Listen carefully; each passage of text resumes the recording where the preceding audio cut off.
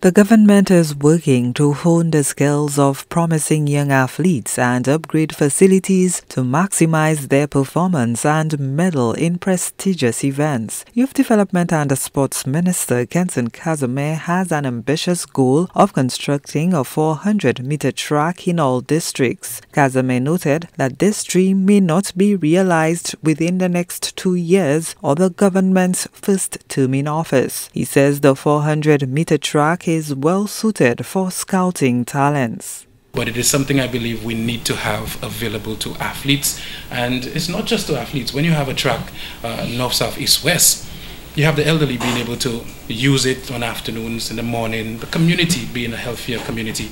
But talent identification, when you have a 400-meter track available to a community, it just means that very early on, one of the first things in sport, and people ask, why am I so passionate about track and field? It's because I know it's the simplest sport to identify talent. Every single one of us here, and anybody who's heard my voice, they would admit that one of the first things, one of the first experiences they had when they were on a field was to challenge the next person to see who was faster. I'm faster than you. Are you faster than me? No, no, no. And so when you invest in facilities north, south, east, and west, we really will continue to develop track and field in St. Lucia.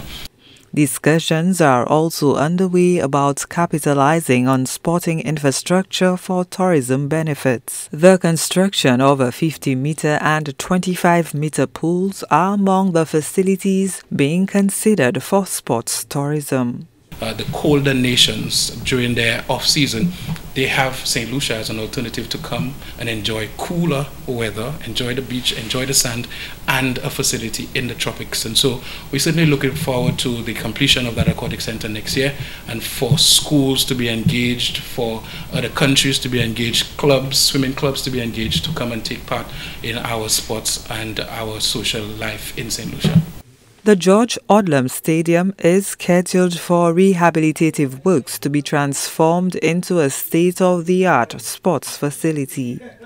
That is a very ambitious project. It's a project that would require a significant amount of investment because it is going to be one of the registered facilities worldwide, globally. The Olympic movement would have to come in and ensure that all the works are done properly. And so the Ministry of Youth Development and Sports will continue to be the technical guidance for all the works that are going on there. The sports minister expressed concerns about residents not taking responsibility for maintaining sporting facilities. He opposes using sporting infrastructure for other social events. If our people do not take pride in the facility, then we'll always have a situation where it's destroyed. And that has always been my concern. And we've seen remnants of it in the community of Soufrière. I will say that when I said, as a sports minister, and I dare anybody to go and find a sports minister who would say otherwise, no sports minister wants other activities other than sports on any facility. None. I challenge anybody to go and find one that says, oh, let's just do it. No, we are concerned about it. And my disappointment was not many persons or the higher echelons of sports development came out in support of what I said. But now they are realizing that we cannot continue to treat VG playing field that way. We cannot continue to treat Darren Sami that way or Soufrière.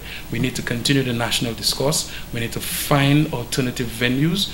The Darren Sami cricket ground is also being transformed for the cricket tournament. The Grozile playing field is also being transformed into a mini stadium. The implementation of a sports policy will allow for facilities management. Gina Filippi, HTS News Force.